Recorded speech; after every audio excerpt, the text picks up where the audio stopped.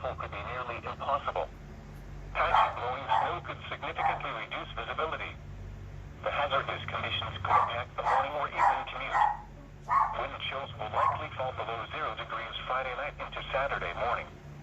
If you must travel, keep an extra flashlight, food, and water in your vehicle in case of an emergency. Additional information can be found at www.weather.gov/ILN, as well as on our Facebook and Twitter pages. Here is a winter storm warning for the following counties in Ohio: Hocking, Pike, and Ross.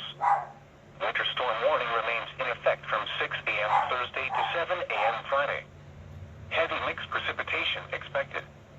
Total snow and sleet accumulations of up to 2 inches and ice accumulations of 0.2 to 0.4 of an inch.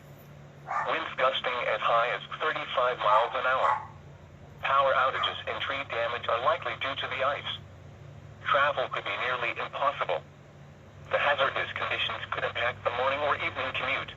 Wind chills will likely fall to near or below 0 degrees Friday night into Saturday morning.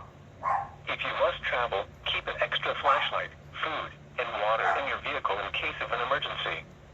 Additional information can be found at www.weather.gov/ILN, as well as on our Facebook and Twitter pages.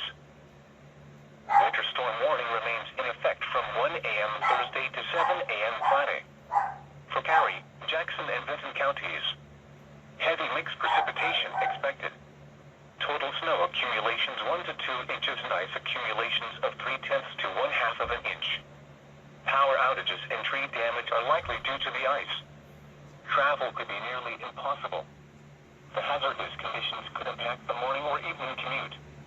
If you must travel, keep an extra flashlight, food, and water in your vehicle in case of an emergency. Additional information can be found at www.weather.gov/RLX, as well as on our Facebook and Twitter pages. Now looking at the weather.